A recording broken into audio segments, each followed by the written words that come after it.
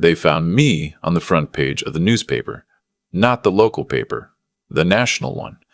My son was eating breakfast when he saw my face staring back at him from the table. My daughter-in-law said he dropped his coffee mug and it shattered on the kitchen floor. I wasn't there to see it, but I heard about it later, and I won't lie. I smiled. Let me tell you how I got there. My name is Gerald.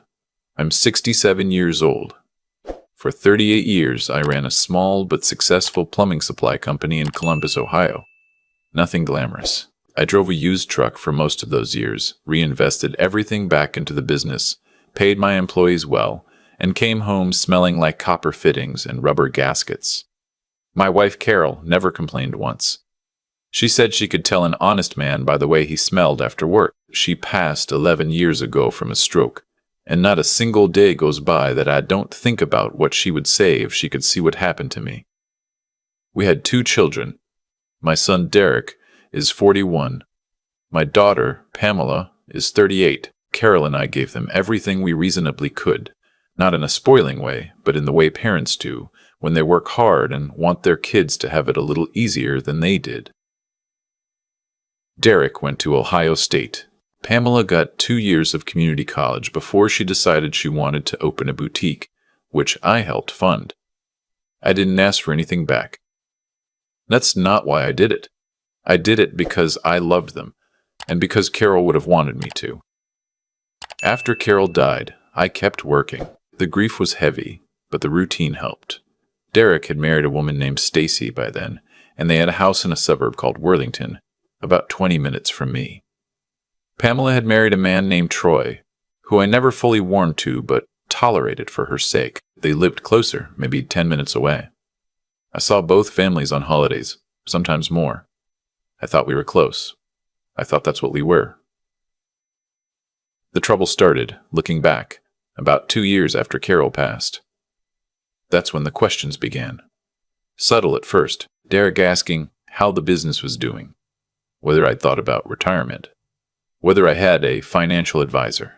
I told him yes, I had an advisor, a good one named Phil, who'd helped me for 15 years. Derek said Phil sounded old-fashioned, that there were better options now, smarter ways to manage what I'd built.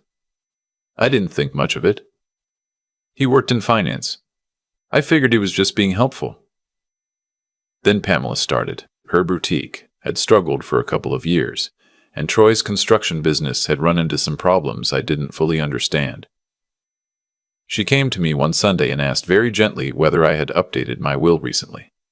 I told her it was in order. She nodded and said she was only asking because she cared about me, that she wanted to make sure everything was clear for when the time came. I told her I was 65 and healthy, and she shouldn't be so morbid. She laughed it off. But she brought it up again 2 months later, and then again at Thanksgiving. By the following spring, both of them were bringing it up together. I remember sitting at Derek's dining room table and realizing, for the first time, that they had coordinated. They had the same language, the same talking points. Derek talked about tax efficiency. Pamela talked about family stability. Stacy sat quietly and looked at her hands. Troy was not there that night, which I found odd. Afterward, driving home alone, I felt something cold settle in my chest. Not anger yet, just a recognition, the kind a man gets when he's run a business long enough to know when someone's negotiating with him. I didn't say anything. I kept the feeling to myself and watched. The following October, Derek called me with an idea. He said he and Pamela had been talking, and they thought it would be wonderful to take a trip together. A real family trip, something we hadn't done since the kids were young. He mentioned a resort in Arizona, Sedona, specifically. He said the scenery was extraordinary, that there were hiking trails and spa facilities and excellent restaurants. He said it would be good for me, that I worked too hard and deserved a real rest. He said he'd handle all the arrangements. I want you to understand something. I am not a naive man. I have negotiated contracts, managed difficult employees, dealt with suppliers who tried to cheat me. I know what people look like when they want something, and yet, and I say this not to excuse myself, but to be honest, when your own children invite you on a vacation and tell you they want to spend time with you, something in you wants to believe it. Something in you needs to believe it. I am not ashamed of that. I think it's simply what it means to be a father. I said yes. We drove to the Columbus airport together in Derek's SUV, which I remember thinking was a good sign. The togetherness of it, everyone in one vehicle. Pamela and Troy met us there. The flight to Phoenix was fine. Derek sat next to me and we talked about baseball for most of it, the way we used to when he was a teenager. I felt, for those 2 hours, genuinely happy. The resort was beautiful. Red rock formations everywhere you looked, the kind of landscape that makes you feel small in a good way. Our first evening we had dinner on an outdoor terrace, and the sunset turned everything orange and pink. Pamela took a photograph of me with both of them, and I saved it to my phone. I looked at it later in my room and thought, this is good. This is what Carol would have wanted. The trouble began on the second day. After breakfast, Derek suggested we take a drive to a canyon overlook about 40 minutes away. He said the views were unlike anything, that we absolutely had to see it. Pamela said she and Troy were going to stay at the resort. Spa appointments they'd already booked. Derek said it would just be the two of us, father and son, like old times. I remember feeling touched by that. We drove out to the overlook. It was genuinely stunning. A wide canyon, deep red walls, a hawk circling below us. We stood there for a while without talking, which I appreciated. Then Derek said he wanted to show me something. He pulled out an envelope from his jacket. Inside were papers. Legal papers. I recognized the format. I'd signed enough contracts in my life to know what a document transfer looks like. He had highlighted the signature lines in yellow. He said he'd had his attorney draw them up, that it was simply a restructuring, a way to move certain business assets into a family trust that would protect them from estate taxes. He said Phil, my advisor, was too conservative, that this was what smart families did. He said Pamela had already agreed. I stood there at the edge of that canyon and looked at my son. I asked him if he had brought legal documents on a family vacation. He said he thought the setting would be relaxing, that it would feel less like business and more like a conversation between family. I told him I would not be signing anything without my own attorney reviewing it. He pushed back, not aggressively but steadily. He used words like urgency and opportunity and protection. I kept saying no. We drove back to the resort mostly in silence. That cold feeling in my chest was back, but it was colder now. That evening, I tried to talk to Pamela alone. I found her by the pool after dinner. I told her Derek had shown me the papers. She didn't look surprised. She said she agreed with Derek, that it was the right thing for the family, that I was being stubborn, that I always made things harder than they needed to be. I asked her when she had started talking about me that way. Stubborn, harder than they need to be. She said she was just being honest. I went back to my room and called Phil. It was late in Columbus, but he picked up, as he always did.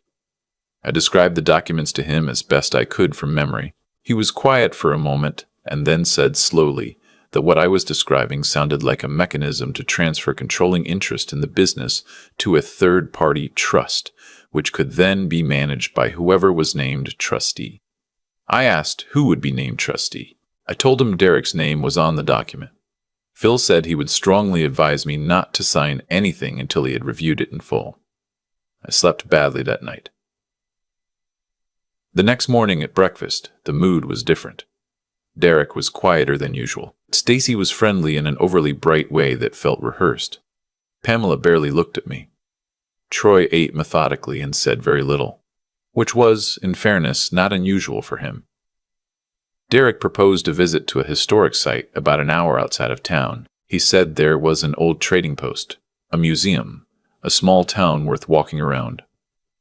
He said we could make a day of it. I agreed. I don't know fully why I agreed. Maybe I wanted to believe there was still a chance the trip could be salvaged. Maybe I simply wasn't ready to believe the conclusion my mind was forming. We drove out in 2 cars. I rode with Derek and Stacy. Pamela and Troy followed. The town was charming. Adobe buildings, turquoise jewelry in the shop windows, a good smell of fry bread coming from somewhere. We walked around for a couple of hours. For a while, it felt normal. Derek bought me a coffee at a small cafe. and we sat outside and watched people walk by. He seemed almost like himself. Around 2 in the afternoon, he said he wanted to show me a gallery a few streets over, that a friend had recommended it. He and Stacy walked ahead. Pamela and Troy said they were going back to browse the jewelry store we passed earlier. I said I'd catch up with Derek. I spent maybe 20 minutes in that gallery. Southwestern paintings, a few sculptures. A woman there told me about each piece with genuine enthusiasm, and I listened because I found I liked the way she talked about them. I bought a small painting, a mesa at dusk, blues and reds, because Carol had always loved that kind of thing, and I thought I would hang it in the hallway where her portrait was. When I came back outside, Derek's car was gone. I walked back to where we parked. Both cars were gone. I took out my phone to call Derek. The call went to voicemail. I called Pamela. Same. I called Stacy. Voicemail. I sent texts. Nothing. I stood in the middle of that small Arizona street with a painting wrapped in brown paper under my arm. And I tried, genuinely tried, to find an innocent explanation. Maybe there was an emergency. Maybe someone was sick. Maybe there was a miscommunication. They were looking for me somewhere else in town. I waited 45 minutes. No one came back. Here's what I want you to understand, because this is the part that people who have not experienced it will find hardest to believe. The confusion comes first, not the anger, not the grief. The confusion. Your brain simply refuses, at the cellular level, to accept what the evidence is telling you. These are your children. You changed their diapers. You sat up with them when they had fevers. You drove them to school and to games and to friends' houses. The idea that they would do this, drive away and leave you standing in an unfamiliar town without a word, the idea simply does not compute. And so you stand there trying to compute it, over and over, and failing. I eventually walked into a small restaurant and sat down. I ordered water and then coffee and tried to think clearly. My wallet had my driver's license and some cash. I had learned years ago to always keep cash in my front pocket, a habit from the early days of the business when I made cash deposits. I had my phone with a low battery. I did not know the name of the resort we were staying at. Derek had handled all the bookings. I did not know the address. I had a return flight to Columbus in 3 days, but the ticket was on Derek's phone. I was 66 years old, and I was stranded in a town in Arizona, and my children had driven away. The waitress, a young woman named Rosa, noticed that I'd been sitting for a long time. She asked if I was all right. I told her, honestly, that I was not. I told her, because there was no point in not telling her, that my family had apparently left without me. I said it matter-of-factly because that was the only way I could say it without my voice breaking. She sat down across from me without asking and said, "What do you need?" I have thought about Rosa many times since that day. She didn't know me. She had other tables. She didn't offer sympathy in a performative way or look at me with pity. She just asked what I needed and waited for an answer with complete practicality, like a person who understood that some situations required action before they required feeling. I told her I needed to find my hotel. She helped me search the resort name using my phone's remaining battery and a description of what I remembered. The Red Rock view, the outdoor terrace, the name starting with the letter A. We found it within 10 minutes. She called a local car service for me and waited until it arrived. I left her a $50 tip, which she tried to refuse, and I told her she would be doing me a disservice if she didn't take it. The drive back to the resort took 50 minutes. I used the time to think. By the time I walked into the lobby, I had made several decisions. The first was that I would not call my children again. If they wanted to reach me, they knew how. The second was that I would contact Phil first thing in the morning and begin the process of reviewing every document, every arrangement, every financial instrument connected to my business and estate. The third was that I would not leave Arizona on their schedule. I would leave on mine. The front desk staff were professional and kind. My room was still in Derek's name, but they confirmed I was a registered guest and gave me a new key. I went upstairs, plugged in my phone, and sat in the chair by the window looking out at the red rocks going dark in the evening light. I ordered room service. I ate slowly. I watched the last of the sunset. Derek called at 9:40 that evening. He said they'd had a family emergency, that Stacy's mother had called with a health crisis, that they'd had to leave immediately, that they were sorry, that they should have communicated better. He spoke quickly and smoothly, the way he used to talk his way out of things as a teenager. He said they'd booked me a flight home for the next morning. He said the resort was paid through the end of the week if I wanted to stay. I let him finish. Then I said, "Derek, I've been thinking about this for the last 4 hours. Don't insult both of us by continuing." He was quiet. I told him I would find my own way home, on my own schedule. I told him not to contact me again until I reached out first. Then I ended the call. I stayed in Sedona for 3 more days, alone. Those 3 days were not what you might expect. They were not miserable. The first morning, I woke up early and walked one of the easier trails before the heat came up, and I watched the light change on the rock faces and thought about Carol and about what she would have done. Carol was a practical woman and a forgiving one. But she had no patience for what she called organized cowardice. Her phrase for people who dressed up self-interest as something noble. She would have seen through Derek and Pamela long before I did. She always did see those things faster than me. I ate well. I read. I bought 2 more paintings from the gallery and had a long conversation with the woman who worked there. Her name was June, and she'd moved to Sedona 20 years ago from Michigan and had never looked back. She asked about the painting I'd bought the day before, and I told her it was for my wife's wall. She asked if my wife was waiting at home, and I told her, briefly, the truth. She said she was sorry.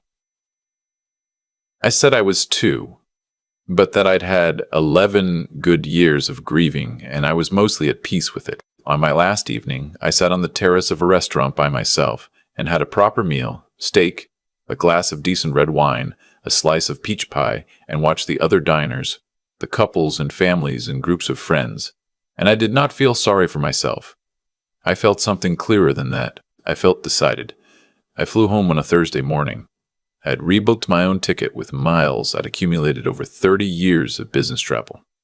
I took a cab from the airport to my house, unlocked my own front door, and stood in the hallway under Carol's portrait for a long time. Then I called Phil. What followed over the next 6 weeks was, in Phil's words, a thorough house cleaning. We went through everything: the business ownership structure, the estate documents, the beneficiary designations on my life insurance and retirement accounts. What we found was not criminal, but it was not innocent either. Derek had, over the previous 2 years, been in contact with my estate attorney on 3 separate occasions, an attorney I had trusted for 15 years, providing what he described as family input on document revisions. Those revisions had introduced language that would have given Derek significant influence over the management of my business assets in the event of my incapacitation. The changes were subtle enough that I might have signed them without fully understanding what I was agreeing to. I terminated my relationship with that attorney and retained a new one, a woman named Barbara who came highly recommended by Phil, and who, in our first meeting, used the word predatory in a way that was careful but unmistakable. I updated my will. I changed my beneficiary designations. I restructured the business ownership in a way that protected it entirely. I did not remove Derek and Pamela from my life in a single dramatic gesture. I simply built a wall, quietly and thoroughly, the way a man who has worked with his hands for 40 years knows how to build things. Solidly, without fanfare, designed to last. I did not contact them. They contacted me several times through October and into November. Derek left voicemails that started conciliatory and became frustrated. Pamela sent long text messages that alternated between apology and accusation. Troy called once, which surprised me, and said something about misunderstandings and family unity that I found both hollow and slightly rehearsed, as if he had practiced it. I did not respond to any of them. In November, I agreed to an interview. This requires some explanation. The previous year, I had quietly donated a significant sum, the details of which I won't go into, to a foundation that served elderly citizens who had been financially exploited by family members.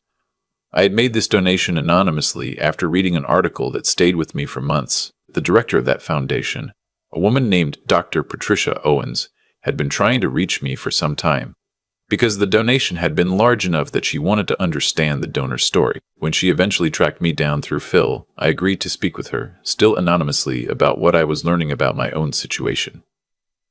What I did not fully anticipate was that Dr. Borby Owens was also working with a journalist, a reporter from a national publication, who was writing a long-form piece on financial exploitation of elderly parents by adult children. The phenomenon, apparently, was far more common than I had known. Dr. Owens asked if I would be willing to share my story as part of that piece, with my identity protected. I thought about it for 2 days. Then I said yes, but without the protection. I told her I wanted my name used. I was 67 years old, and I had built something with my own hands and my wife's partnership and 38 years of early mornings and honest dealings, and I was not going to be anonymous about what had been attempted. Dr. Owens said that was my right, but she wanted to make sure I understood what it meant. I understood. The piece was published on a Sunday morning in late November in both print and online editions. It was not primarily about me. I was one of several people interviewed, and the piece focused on the broader patterns, the legal mechanisms typically used, the warning signs that older adults and their advisors should watch for. But my story was in there, with my name, and with the specific details of the document Derek had produced at the canyon overlook in Arizona. Derek was eating breakfast when he saw it. His wife called Pamela, who called me 4 times in a row, then sent a text message in all capitals that I did not read until later that afternoon. Troy apparently called a mutual family friend we both knew, a man named Gary who had been close with Carol, and asked Gary to intervene on their behalf. Gary called me, and I told him what had happened, and Gary was quiet for a long time and then said, "Jerry, I'm sorry. I didn't know." I believed him.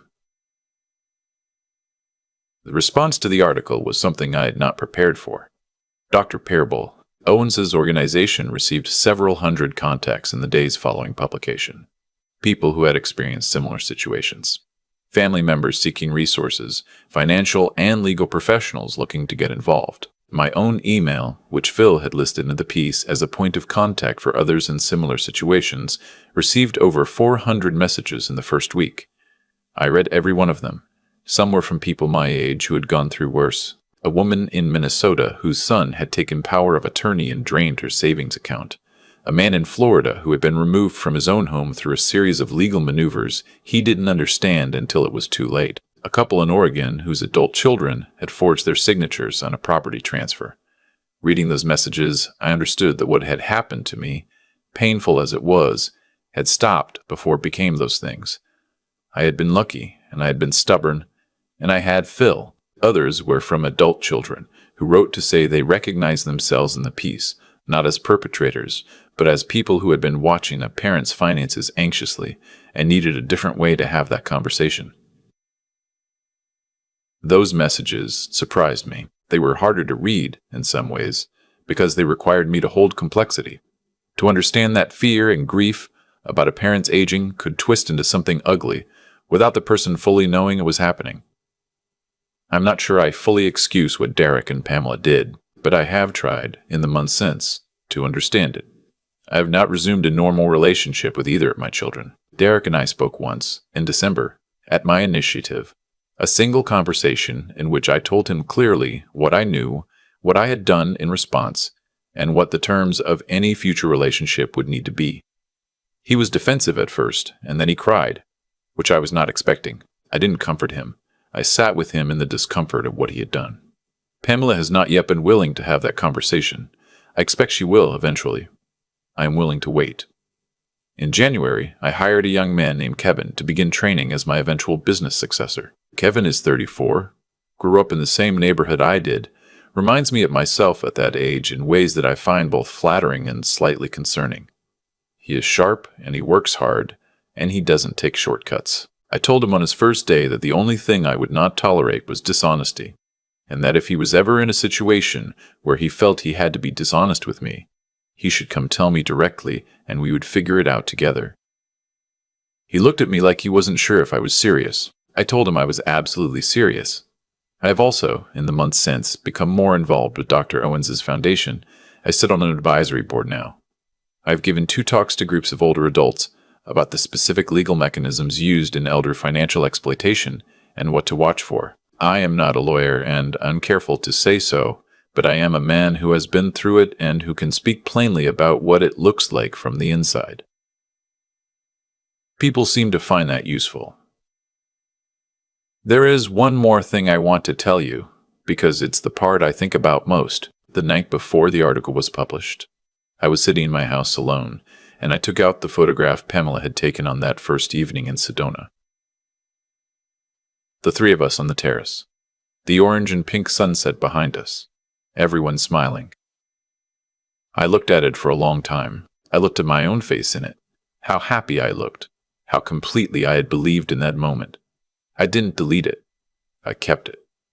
Because the happiness in that photograph was real. Even if the circumstances around it were not. I was happy because I was with my children, and I believed they wanted to be with me.